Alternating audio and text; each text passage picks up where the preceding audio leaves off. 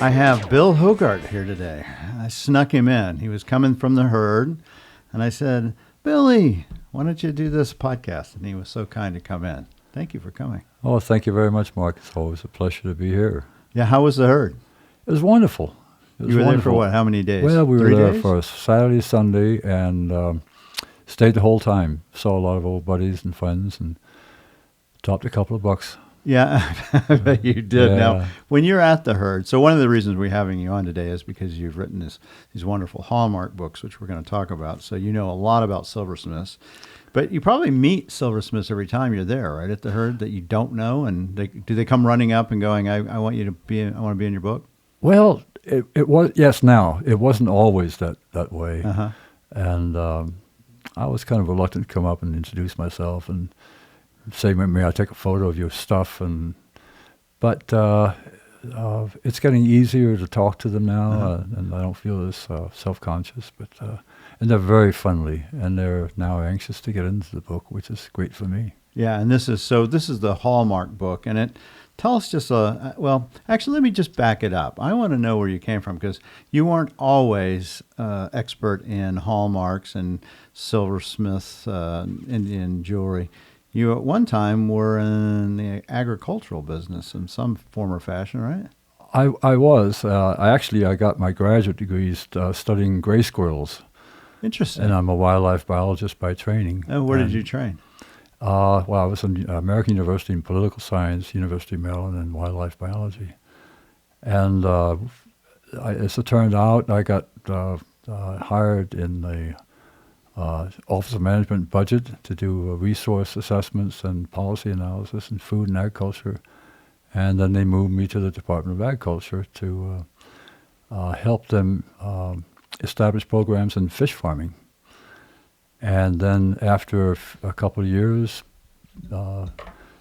people above me retired, and all of a sudden I found myself getting promoted to Assistant Director for Research at the Department of Agriculture. Lots of scientists, lots of laboratories, and lots of fun. Mm-hmm. And I left the department in 1990 and went to work with a marine research laboratory outside of Honolulu. And this was in aquaculture? It was in aquaculture and mariculture. And I lived and I still do live in Washington, D.C., and getting to travel to Hawaii a few times a year was always great. Mm-hmm. And then when I fully retired, I didn't know quite what to do, and I happened to be collecting canes at the time. And after canes became too, you always want the best there is when you start to collect them. And when did you start collecting canes? Canes was in the mid-'90s. Okay. Did you collect things before that? As a kid, did you collect stuff? Like rocks and bits and all kinds of little things. Yeah, absolutely. Did you collect antiques or no comics or any of that stuff? My parents were always big art fans, art collectors, and so I think I got into the habit and enjoyed going to antique stores with them when I was a kid. And that's still my favorite hobby is to go to antique shops. But in any event, I got too many canes after a while and started collecting letter openers. Now the canes, before we move on, I want to find out a little more about canes, because I don't get a cane guy in here every day.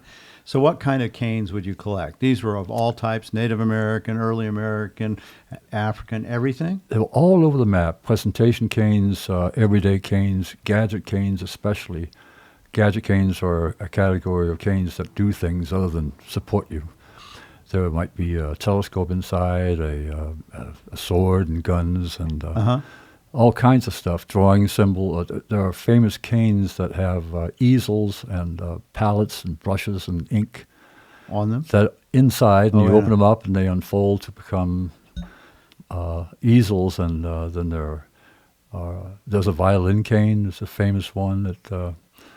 So what's a camera cane? What's a violin cane? A violin cane opens up along the long end and out, and then it folds back. Inside is a bow. You pop up the strings, and you could actually play it. It's a fiddle. It's a fiddle. And do you have one of those?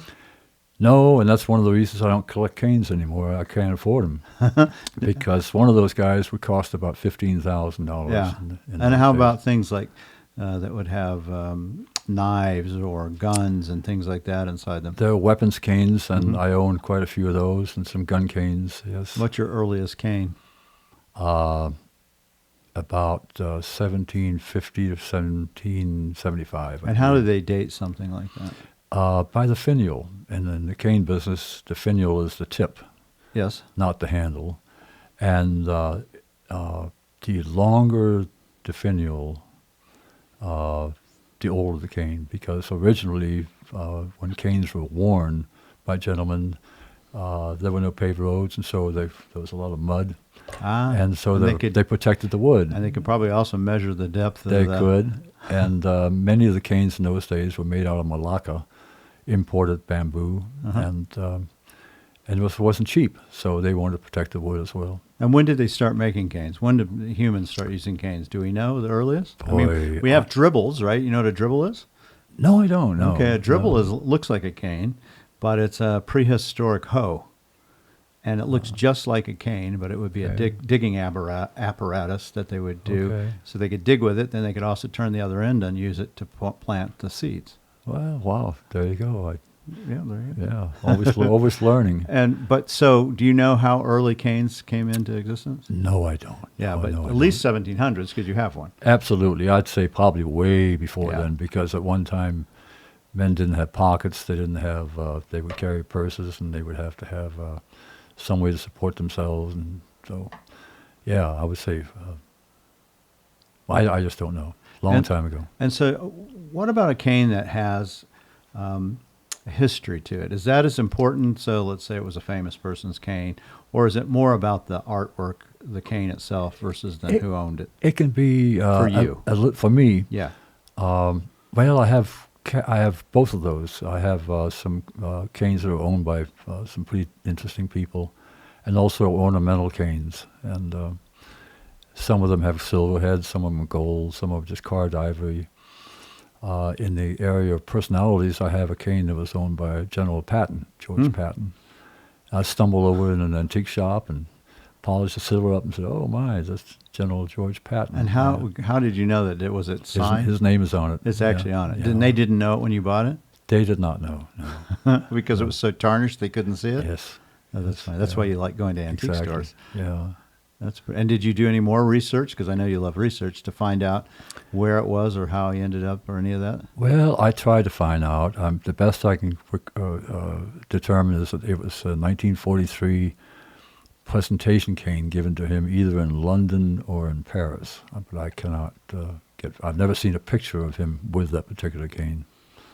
Yeah. And there's whole societies, I assume, that collect canes and There's an association of cane collectors. There's a journal, and there are nice books with full of the history of canes and pictures. Yet you chose not to do a book on canes. No, when the cane collection got out of hand, I decided let's collect something small, so silver letter openers, and I found one that had a hallmark on it, and I couldn't figure, and I took for a long time trying to sort it out, and I found it was from Tasco, Mexico, Mexican made, and in trying to sort out where this came from, I looked at a lot of books, coffee table books, books about Mexican art, silver, and found that you had to really look at a lot of books to find out a little bit about hallmarks from Mexico. Because there just wasn't anything out there, really. No, I mean, there was great coffee books, table books, but nothing particular aimed at identification. Mm-hmm. And so I thought, wait a minute, and maybe I'll see if there's a room for a collection of marks. And I told my wife, guess what I'm going to do? And she said, "Oh, are you crazy?"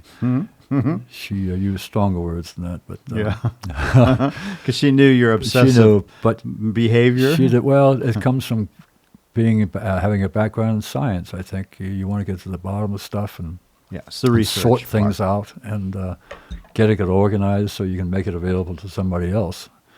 And so And she began to get invested, so to speak, emotionally in the project, and was a great help. And Which meant she got to buy Mexican a jewelry. a lot of jewelry, a lot of silver jewelry, yeah. And it was great fun, always great fun. And what time frame? This is in the mid-'90s, maybe? This would have been the late 1990s, 1999, and the first little book came out in 2001. And what was the title of that book? The Little Book of Mexican Silver Trade and Hallmarks. And is it still in print? It's still in print. The third edition is still in print, and I've got ideas about getting back to it and coming up with a fourth edition. I think I might have enough data now to justify it. But and how many hallmarks would be in that book that you have identified approximately? I think in that one there may be around 1,300 or so.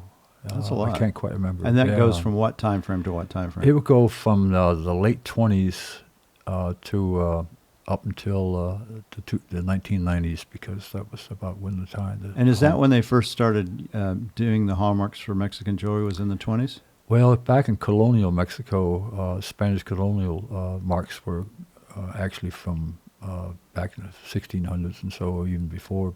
But you're interested more in commercial I'm contemporary, jewelry. exactly. Yes. And so Mexico has had several conventions for hallmarks over the years. The first one came in 1946, but was not fully adopted throughout the country until And when you about say 1940. convention, this is the way you're supposed to mark your stuff? Yes, and people refer to this one as the Eagle system, where the local authorities and national government came out with a stamp of an eagle, and within the breast of the eagle would be a stamp number, 1, 2, 3, all the way up to 218, I think there is. And each number represented either a city or a state or an individual silversmith or silver house. Some of the prominent silver houses would have their own number assigned to them, like 17 would be Antonio Pinedo. William Spratling had 13 and 33, I think.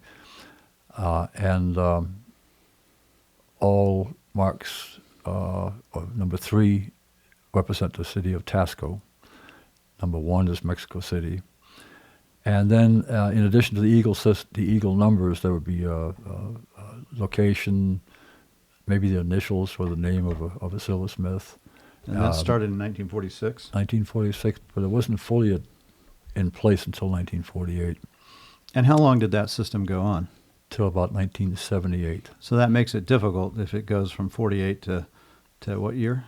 1978. Yeah. Yeah. Did that change as time went on? In other words, did anything change so you could go, oh, I can identify it because it's the eagle's a little different. This has to be from the 50s or the 60s. Actually, with some of the eagles you can, because the eagle did change from being rather ornamental and formal to a simple outline of an eagle over the years. Even within certain silver houses, you can tell, okay, this must be the old silver mark and this is the newer one. And then secondary or tertiary marks would also change along with them. And in your little book of hallmarks, you'd be able to find out that in there. information? See? There's a listing of artists and silver houses, as well as all the eagle numbers that I've been able to identify, yes. And how many silver houses were there? Oh, dozens and dozens, Uh-huh. yeah. And they as in any other business, there's consolidation and people fall off and new ones come along. But And everybody wants number 13, I guess, right? 13 is a big one, yes. So that's Spratling. That's Spratling, yes. And One of his, yeah. So yeah. clearly, with any kind of hallmarks, and especially when things get valuable, people start knocking them off. Have you seen that in these Mexican pieces a lot? I have, and it's a bit sad, I think, Mark, because many of the old masters have just passed away, and a lot of the younger silversmiths that were trained in their towers or workshops have also passed away, or they've been they've gone into other lines of business, or they have been forced to go into mass production. And I think today in Mexico, there's a tremendous amount of jewelry, silver jewelry being produced. Much of it is in the style of the old masters' designs, Mm-hmm. and some of it's produced perhaps elsewhere. And it's you have to really kind of be careful these Because days. they've got the stamps to try to knock it off. So Well, the system changed when the Eagle system went out of business, so to speak. And the Eagle stamping business was a way to demonstrate to the buyer and to the authorities that, number one, it was a sign of quality. Had to be sterling quality or better. somewhat like the And Navajo also- Gil system. In a way, and also that duties had been paid for export purposes. And then when that system went out of favor in 1978 or by 1980, the new letter and number system came in, whereby silversmiths or silver houses were required to register with a local authority, and they would be assigned a letters and numbers instead of their hallmark. That would be their hallmark, if you will. And the letters represented a location: T for Tasco, M for Mexico City, G for Guadalajara, and then the second letter would be the first letter of their either first or last name. So Bille Hougart in Tasco would be, say, TH. And then my number would be, say, 5, because I was a fifth individual registered under TH. Now, that's not confusing at all, is it? No, but it's impersonal, you know. Yeah. It's impersonal. And it was a way for the government to tax silversmiths. Yeah, That's not all about, it was. It wasn't about quality No at that quality. point. It's about, Yeah. and that exists today as well? It disappeared. And I don't know exactly when, because another event happened in the 90s. That was the passage of NAFTA, Mm-hmm. the North American Free Trade Agreement. And with that came, they dropped the country of origin requirements. Mm. And so now, instead of looking at a piece of Mexican jewelry that you might see in a shop in San Diego, you cannot be assured where that was actually made. Mm. Because now it's okay to have jewelry made overseas, shipped by design, sold to Mexico by the gram, of a certain design, and then it gets relayed into the marketplace, and there you go. Can they do that with Native American material as well? Or should I say Native American style jewelry? Yeah, of course, there's unfortunately lots of material coming into the U.S. that's made overseas, and it's kind of a tragic thing. Yes. But so that can do that because of NAFTA. They could do that and still do that, I guess. My personal opinion is that yes, there is material coming in from overseas through Mexico, Yeah, or Central America, coming and, from coming from elsewhere, yeah, and into our market. Yes. yeah. Which is why it's so important to have a book like yours out to help identify hallmarks, because I'm assuming a lot of the times in these fakes and frauds don't have hallmarks. They have them wrong, or the wrong style goes with the wrong hallmark. Is that it? Well, it's all over the map. Mark. Is it? Mark, I mean, now there's jewelry coming in, and you would look at the initials, you swear, okay, well, that's got to be so-and-so, because there's a style in there, the letters, but anybody can mark the stuff. Mm. It's not just overseas, also in this country. And it's also easy to tear off labels, cut tags, and otherwise camouflage where the country of origin. And with 3D printing now, you can make stamps, I would assume, too. You can make stamps, yes. And it's a tough thing for Native American artists and the community in general. So you have personally seen pretty good fakes that have the right style and the right hallmark on them? Yes, I have. Yeah. Yes, I have. But you knew they were fakes. I've been fooled. Yeah. Yeah, I've been fooled myself. But and I try really hard now to study what I'm looking at and think it through. Right. And I try to protect myself by buying from reputable dealers and from the artists themselves. Right. Sometimes you see something in the flea market and and you get caught up. So I got to have this. Right. And take it home, and you realize, oh no, no. So when you do this book on Mexican jewelry, there was also an exhibit that went along with it, right? Didn't you have an exhibit, a museum exhibit that? There was, yes. There was. I can't remember the exact the masters of civil masters of Mexico. I can't remember, but yes, a great historian of Mexican art, Penny Morrill, organized a traveling show of Mexican silver, and was the basis kind of on your books because you had the information, or at least helped it, I would assume? It came along for me just about the right time because my book was just being produced, my first one, and so I was happy to be able to travel along with the exhibit a few places and saw the book in bookstores. And it was great fun, yes. And then so you finish that project, and being a good scientist as you are, you go, what's next? There is some of that, yes. Yeah? And some acquaintances in Michigan where we have a summer place said, and there happen to be dealers in Native American art, and why don't you look at Native American art? And I thought, well, what now? What? And that's what your wife I was said. kind of clueless. I mean, I just didn't appreciate what was going on all around me, and so. But once again, just as with Mexican silver, there were quite a few books, good ones, that you could study and Barton Wright's, Barton I guess, Wright's would books, have been one of them. exactly, and his wife Margaret, and a host of others, and I thought, well, you still have to really buy lots of books to come up with a master list of everything, because Barton Wright's book by that time, as good as it was, new things had happened, and new people got into the business.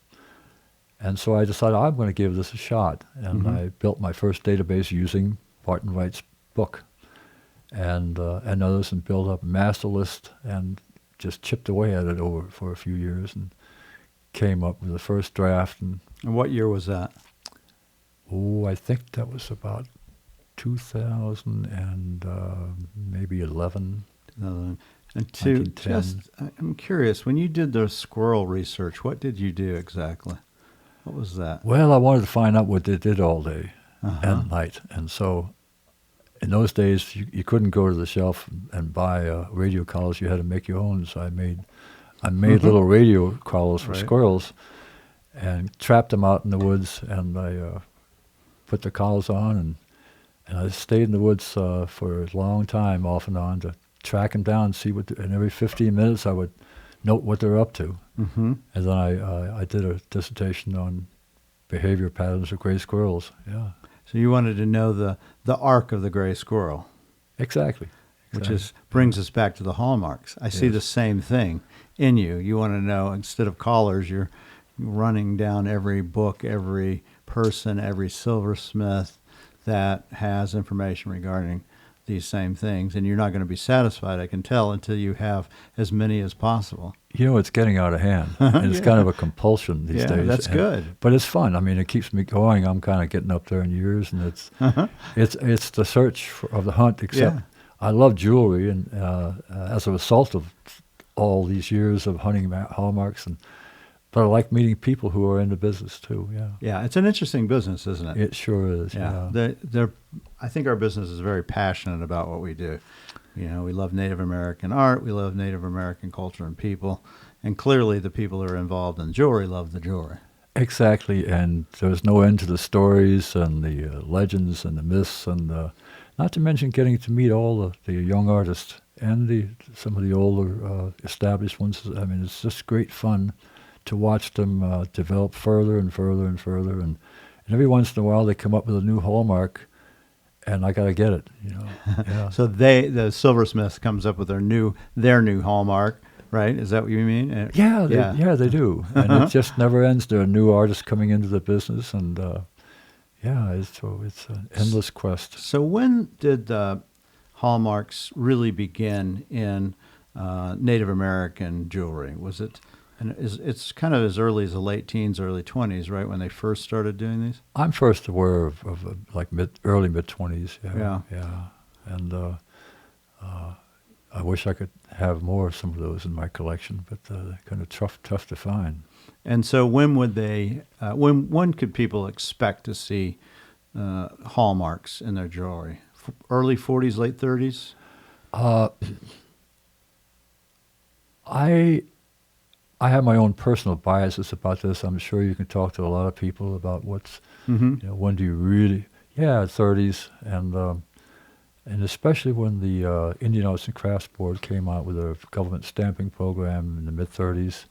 I guess it really kind of took off in 38, ended in 43 roughly for various reasons. And what stamp would that be for our people who are listening? Well, they were jewelry stamped U.S. Navajo or U.S. Zuni with a number 1, 2, 3, 4, 5, identifying an individual or a company or a guild, and it also was a sign of high quality handmade silver, which was the whole concept behind the government stamping program. And they are. I say that. I mean, as a dealer, I can tell you those are some of the best pieces we see when you see those. They're wonderful, aren't they? And then it was a great effort and so well intentioned, but it was unsustainable for. Yeah, and why did they do that? Well, they did it because they started because they wanted to do good. They wanted to do good. It was a great. They being the federal government. The federal government and others associated with Native American culture, and they thought that this would number one move away from less than high quality tourist jewelry, and would create a new market. Yeah, because they wanted handmade things, not that were all handmade. Because there was so much stuff that was already starting to come out that was commercially made through Navajos or Zunis through shops, right? But not in the old way. That was what they were really trying to promote, wasn't it? It was, and high standards were established by law, and if you violated them, you could get in trouble. So, but there was an awful lot of jewelry to stamp, not enough people to do it and inspect it, and so. That's it, because it did. It had to get inspected and then stamped, right? By hand. So you got a backlog of people wanting, dealers and trading posts and silversmiths who want to get their stuff stamped, but they can't get it out, so they can't sell it, right? Exactly, and so the the baton was taken up through a whole relay system, if you will, with the United Indian Traders Association, UTI, UITA, and they relaxed the rules a little bit, so there was some allowance for rollers and some mechanical. And when did UATI come in? Well, I think the organization was actually formed in about 1933 or so, but their stamping program was officially launched in June of 1946. Yeah, that's what I thought. Yeah, and when it stopped, I don't really know, but I'm guessing late 50s. Some of the dealers might still have been using the stamp, but they would be stamped UITA, and then there would be licensed for the number for the trading post that was doing it. Yeah. So meantime, when that disappeared, of course, the guilds were starting up, Navajo Gil and. Yeah, and so when you see the Navajo Guild, Guild, you see the little half moon, the little moon-faced stamp, and that was in the kind of the 48-ish. I think the Guild was earlier. I can't remember, early 40s. Was it early 40s? Yeah, and can't remember either. The Wingate Guild was rolled over to become the Navajo Guild. I don't know exactly when the horn moon was. I can't remember. Yeah, when it was first used. Got to use your book. I use it too. You know, I do. I get to it and say, what the heck? I can't remember all this stuff. So I go through it a lot. And I even cheat because I digitized my own copies, so I have it on my phone. I keep telling you got to do that for everybody. Yeah. Just charge them. One of these days, yeah, I will. So we have this evolution of different guilds that go through, some federally done.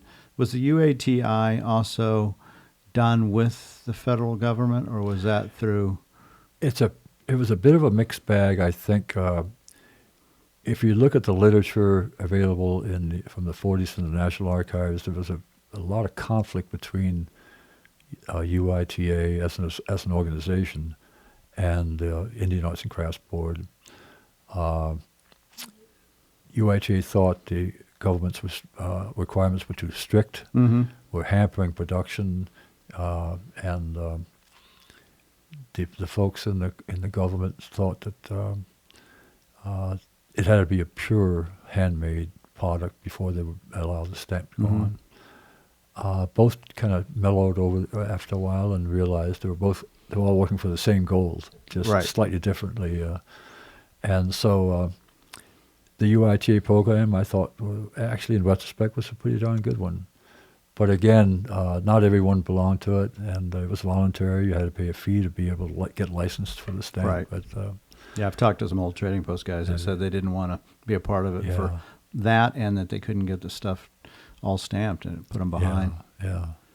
But lots of people collect UITA stamped jewelry, and I think it's great fun. I do too, yeah. And so besides these different guilds that we see, and the Hopi Guild as well came in the late 30s, I believe, what about stamping, the actual silversmith stamping? So that we start seeing this in the 30s, and by what time would you say most of the pieces were getting stamped or identified of some type? Well, I think the Hopis were pretty good at promoting stamping on their work, beginning with the first classes in the late 40s. And yeah, that was right after the war, 46, when they came back. 46 to 48, that's right. Mm-hmm. And then Cabote and Roan Horse, I think, exactly, were involved in that. And then, but I would guess that and I think the Navajo Gil encouraged a lot of folks to sign their work. But as best I can tell, it wasn't until another decade or so before it became the thing to do. It's just stamp your work, like late 60s, early 70s. And I guess it has to be a broad period of time, because I don't know if I can come up with an actual date, but certainly by the 70s. And now I would think most people do mark their work. Yeah, I think so. And it's interesting, though. We'll still see a lot of things. I see a lot of things from the 60s, 70s, even 80s, sometimes that just have no stamps. Yeah, it's a bit of a, I mean, I personally think anybody who's in art should sign their work. Right. Because buyers want to know who made this, when did they make it, and by the way, how much is it worth. But certainly who made it is important. And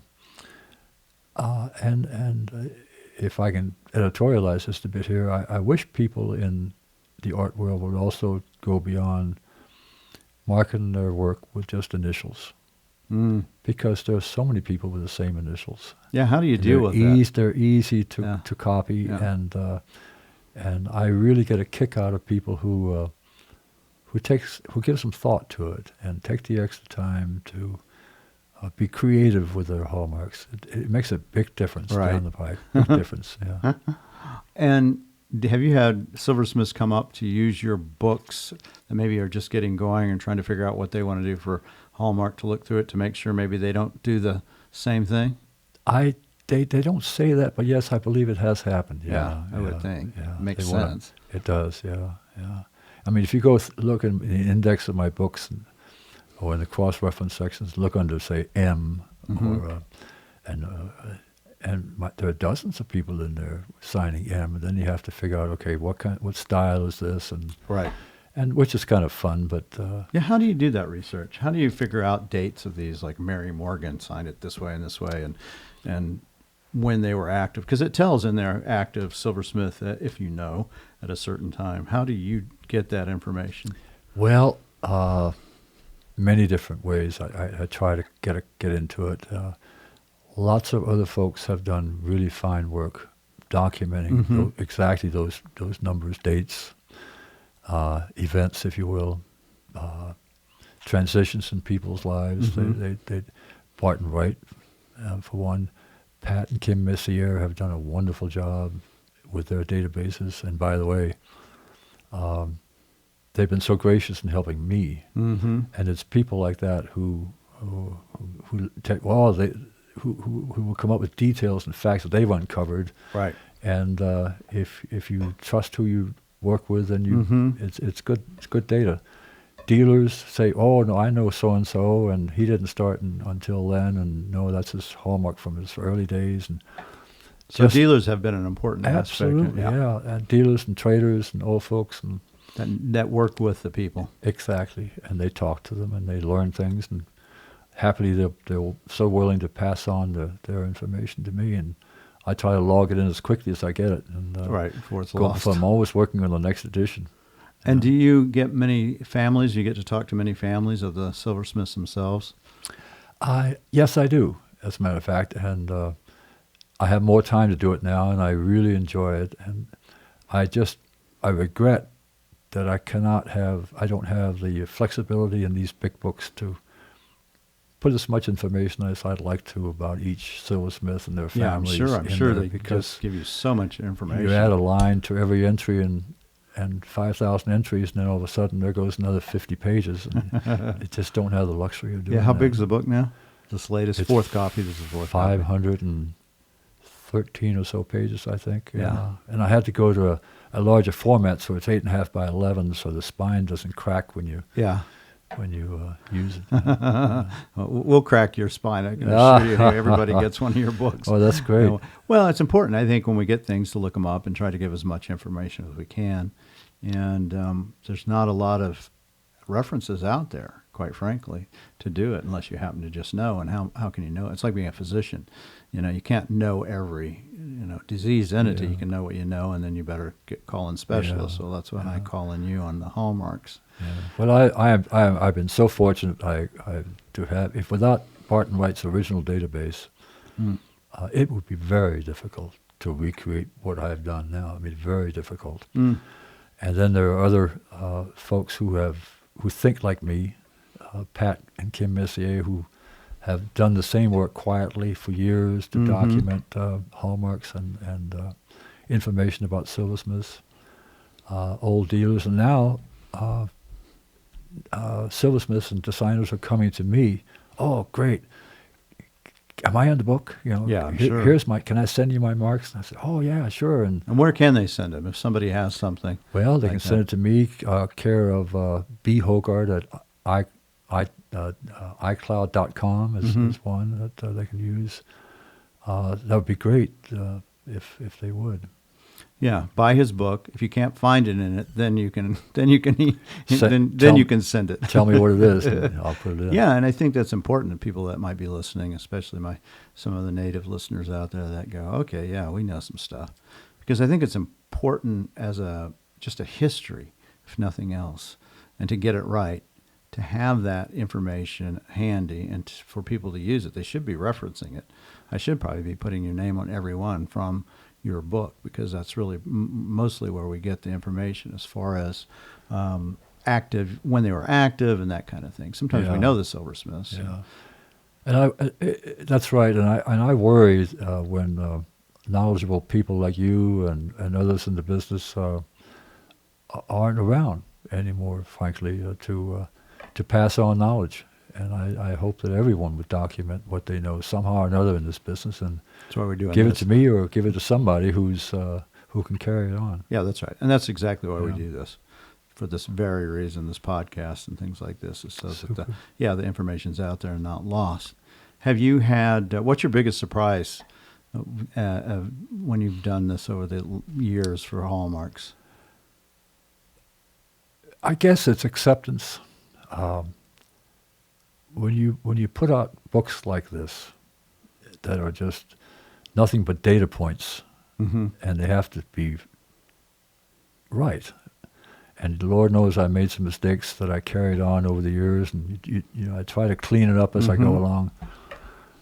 It's risky business personally, because you get attacked easily, and I've gotten a lot of praise. I've gotten attacked here and there, but it's okay, Where they say, "Oh, you don't know what you're doing." Oh yeah, he missed this one, and look at what a mess that is. But I try to clean it up over the years, and I think it's pretty good now. Yeah, and how many Hallmarks do you have? Oh, approximately? I think there's over 5,000 Yeah. images in this one. Yeah. And 5,000. yeah. And I've got it organized, hopefully in such a way that it's user-friendly for people who want to look something up. Mm-hmm.